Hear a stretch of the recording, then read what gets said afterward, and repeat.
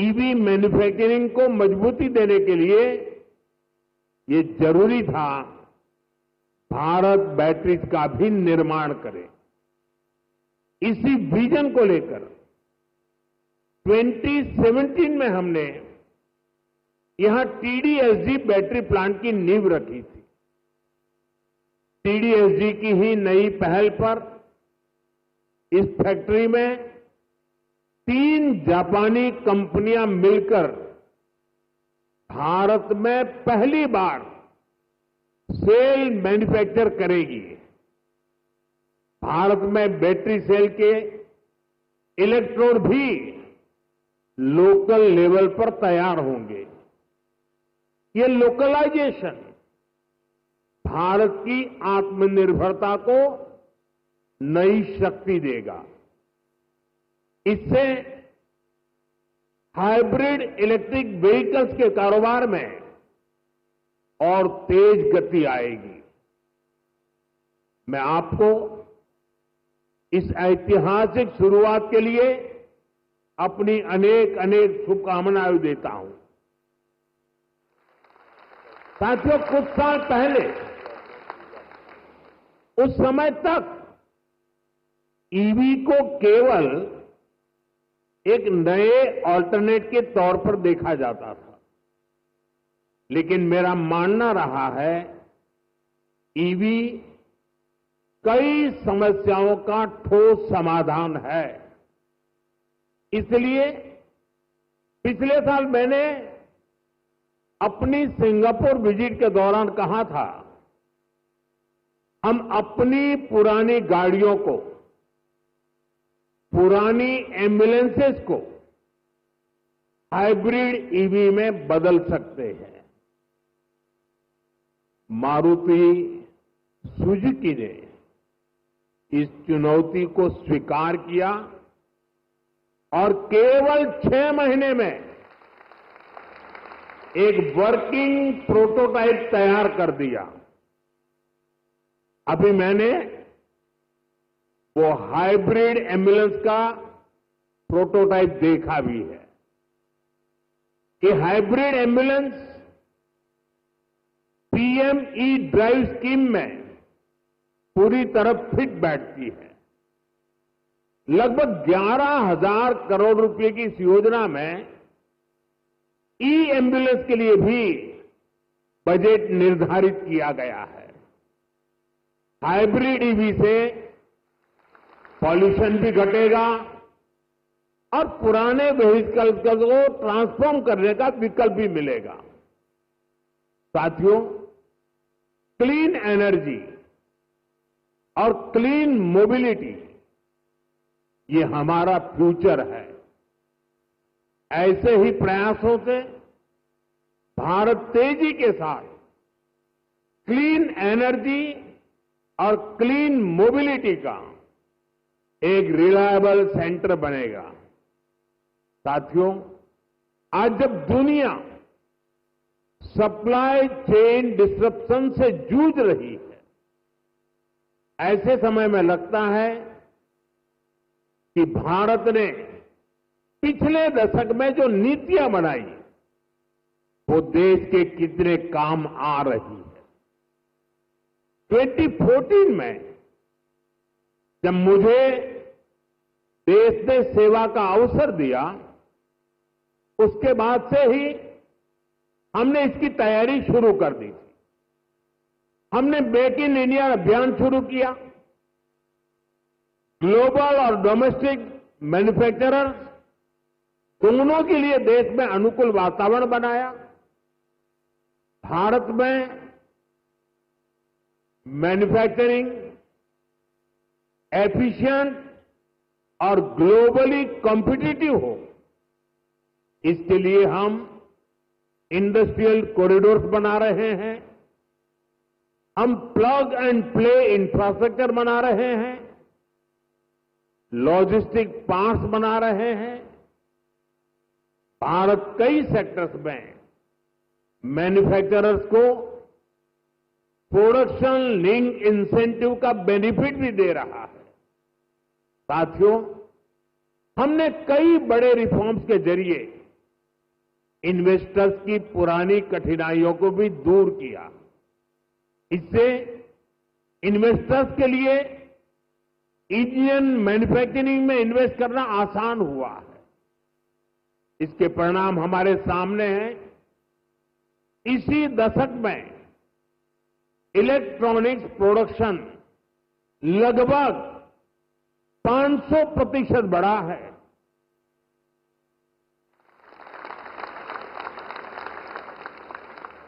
Mobile phone production 2014 की तुलना में 2700% तक बढ़ गया है। डिफेंस प्रोडक्शन में भी पिछले दशक में 200% से भी ज्यादा की वृद्धि हुई है। ये सक्सेस आज भारत के सभी राज्यों को, हर एक राज्य को भी मोटिवेट कर रही है। उनके बीच रिफॉर्म्स को लेकर, इन्वेस्टमेंट को लेकर एक हेल्दी कंपटीशन शुरू हुआ है, जिसका लाभ पूरे देश को मिल रहा है। और मैंने हर मीटिंग में, व्यक्तिगत बातचीत में और सार्वजनिक रूप से सभी राज्यों को कहता रहा हूं कि हमें प्रोएक्टिव होना होगा, हमें प्रो डेवलपमेंट पॉलिसीज बनानी होगी, हमें सिंगल विंडो क्लियरेंस पर बल देना होगा, कानूनों में रिफॉर्म्स को बल देना होगा। और ये कंपटीशन का जमाना है। जो राज्य जितनी तेजी से अपनी पॉलिसीज को नीट एंड क्लीन रखता है, इफ्स एंड बट्स के बिना रखता है, तो इन्वेस्टर का विश्वास बढ़ता है। इन्वेस्टर आने के लिए हिम्मत के साथ आता है। आज पूरी दुनिया भारत की तरफ देख रही है। ऐसे में कोई राज्य पीछे नहीं रहना चाहिए। हर राज्य ने अवसर लेना चाहिए। ऐसी कॉम्पिटिशन होगा, हिंदुस्तान में आने वाले इन्वेस्टर को सोचने में तकलीफ हो कि मैं इस राज्य में जाऊं कि उस राज्य में जाऊं। इतना क्लियर कट होना चाहिए कंपटीशन। इससे देश को लाभ होने वाला है। और इसलिए मैं सभी राज्यों को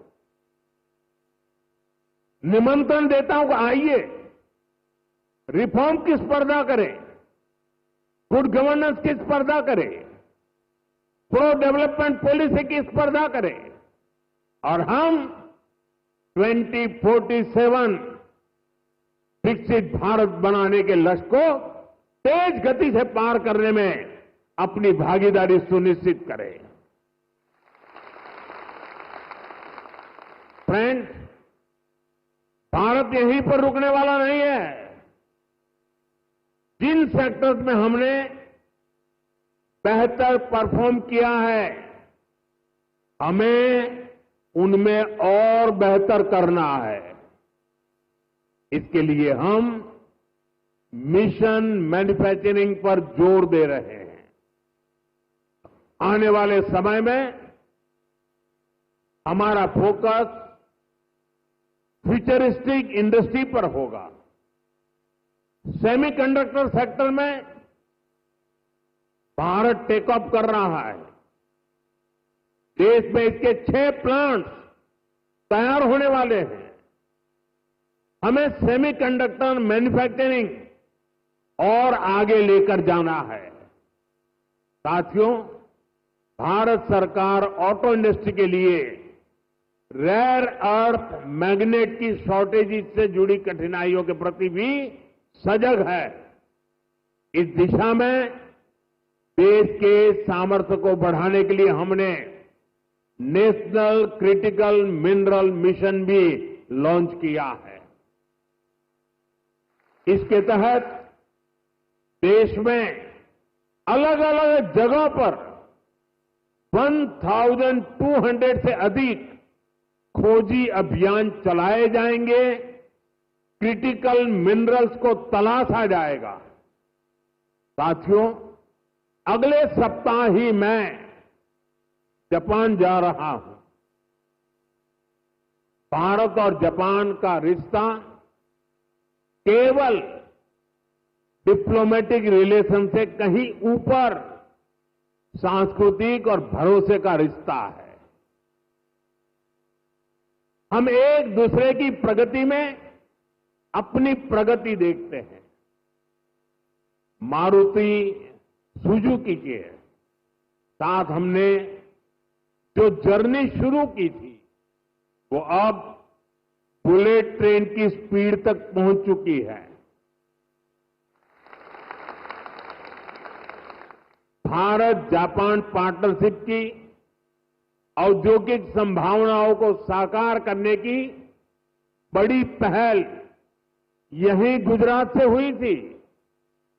मुझे याद है, हमने 20 साल पहले जब वाइब्रेंट गुजरात समिट शुरू की थी, तो उसमें जापान एक प्रमुख सहयोगी था।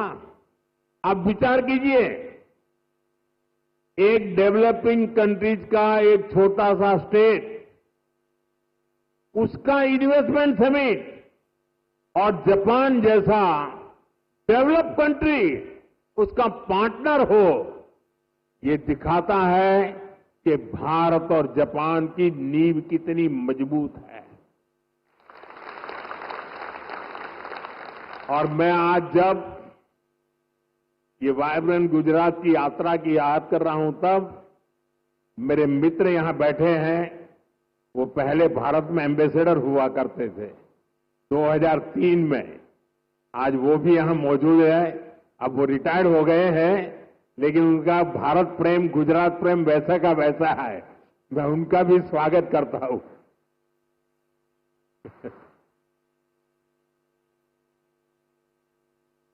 गुजरात के लोगों ने भी जापान के लोगों का उतना ही आत्मीयता से ख्याल रखा।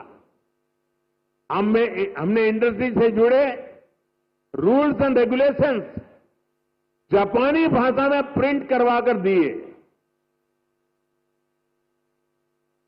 जब मैं गुजरात में था, हर छोटी चीज पर मैं ध्यान रखता था।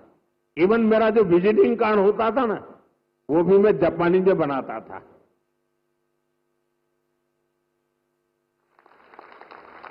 जो वीडियोज बनाते थे हम प्रमोशनल, वो वीडियो को भी है जापानी भाषा में डबिंग करवाता था। यानी मुझे मालूम था कि मुझे इस रास्ते पर बड़ी मजबूती से आगे बढ़ना है। और मैं सभी राज्यों को कहता हूं, आसमान खुला है भैया, आप भी मेहनत करो, आओ मैदान में, बहुत फायदा होगा।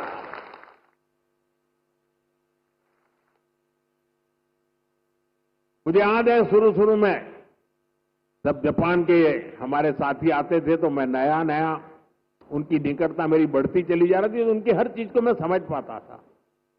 मैंने देखा है कि जापानी लोगों का एक नेचर है कि उनको अपना जो कल्चरल इकोसिस्टम है, वो उनकी पहली प्राथमिकता होता है।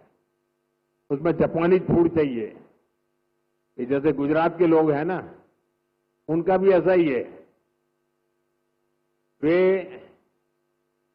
गुजरात में कहीं शनि, सैटरडे, संडे को कहीं न कहीं रेस्टोरेंट में खाने की आदी है, तो वहां जाएंगे तो मैक्सिकन फूड मांगेंगे, इटालियन फूड मांगेंगे। लेकिन गुजरात के बाहर कहीं जाएंगे तो गुजराती फूड खोजते रहते हैं। मैंने देखा जापान के लोगों का भी ये स्वभाव है, और इसलिए मैंने यहां जापानी क्विजीन की व्यवस्था कराई। मैंने उसकी एक होटल चेन को बुलाया। मुझे पता है, बाद में मुझे बताया गया कि भाई जापान के लोग हैं, गोल्फ के बिना तो नहीं चल सकता। मैंने उसको भी प्राथमिकता दी, और अपने जापानी साथियों को ध्यान में रखते हुए हमने, जो गुजरात में गोल्फ का नामो निशान नहीं था, 7-8 नए गोल्फ कोर्स डेवलप किए। देखिए, विकास करना है, इन्वेस्टमेंट लाना है, दुनिया को आकर्षित करना है, तो हर बारीकी पर देखना पड़ता है। और हमारे देश में कई राज्य हैं जो करते हैं। जो राज्य पीछे हैं, मेरा उनसे आग्रह है कि आप भी हर बारीकी को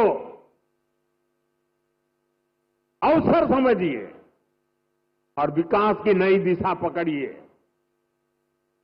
इतना ही नहीं साथियों, हमारे स्कूल में, हमारे कॉलेजेस में, हमारे यूनिवर्सिटीज में बहुत बड़ी मात्रा में जापानी भाषा सिखाने को प्राथमिकता दी जा रही है। बहुत सारे जापानी भाषा सिखाने वाले टीचर्स आज गुजरात में भी है। कई स्कूलों में जापानी भाषा सिखाई जा रही है। साथियों, हमारे इन प्रयासों से भारत जापान के बीच पीपल टू पीपल कनेक्ट बहुत बढ़ रहा है। स्किल और ह्यूमन रिसोर्स से जुड़ी एक दूसरे की जरूरतों को भी हम पूरा कर पा रहे हैं। मैं चाहूंगा मारुति सुजुकी जैसी कंपनियां भी इस तरह के प्रयासों का हिस्सा बने और यूथ एक्सचेंज जैसे प्रयासों को बढ़ाएं।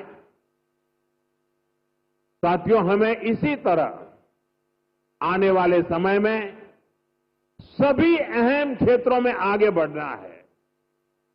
मुझे भरोसा है हमारे आज के प्रयास 2047 के विकसित भारत की इमारत को नई बुलंदी तक लेकर जाएंगे। और मुझे भरोसा है कि जापान इस लक्ष्य की प्राप्ति में हमारा भरोसामंद पार्टनर बनकर साथ चलता रहेगा। हमारी दोस्ती अटूट रहेगी। और मैं तो कभी कभी कहता था कि जहां तक जापान और भारत का रिश्ता है, ये मेड फॉर ईच अदर वाला रिश्ता है।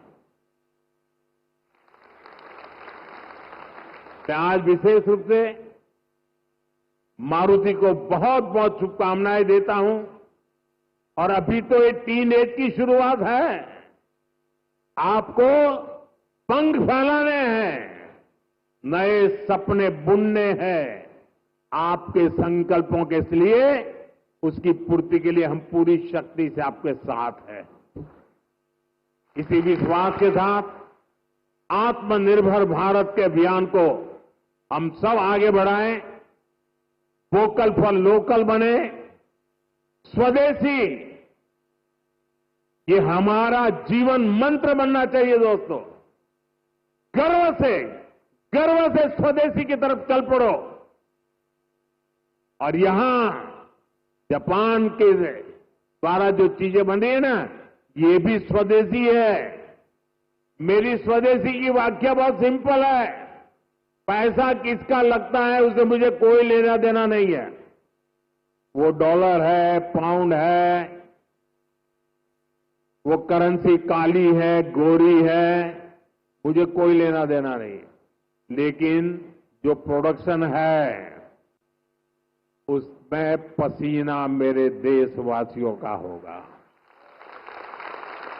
पैसा किसी का, पसीना हमारा। जो प्रोडक्शन होगा उसमें महक मेरी देश की मिट्टी की होगी, मेरी भारत मां की होगी।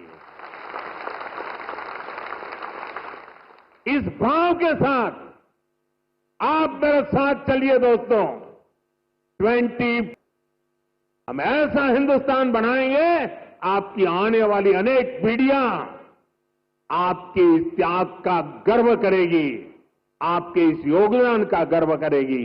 आपकी भावी पीढ़ी के उज्जवल भविष्य के लिए, आत्मनिर्भर भारत के इस मंत्र के लिए, स्वदेशी के मार्ग के लिए मैं आज मेरे देशवासियों को निमंत्रण दे रहा हूं।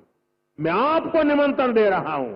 आइए हम सब चल पड़े 2047 विकसित भारत बना के रहेंगे। दुनिया की भलाई में भारत का योगदान बढ़ाते रहेंगे। इसी भावना के साथ आप सबको बहुत बहुत शुभकामनाएं, बहुत बहुत धन्यवाद।